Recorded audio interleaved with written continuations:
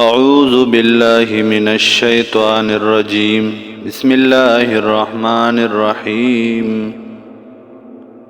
الحمد لله طول صفتنا د خدای توب لله خاص دی الله لرا رب العالمین چې تربیت کون کې د ټولو مخلوقاتو الرحمن الرحیم به حدا مهربان دے رحم کون کې مالک یوم الدین بادشاہ دے دورزی د قیامت ایاک نعبد خاص تا لرا عبادت کو مونگا و ایاک نستعین او خاص تانا مدد غواړو مونگا اهدنا الصراط المستقیم کلک مونگا پلارا نیغ باندې صراط الذین لار د هغه کسانو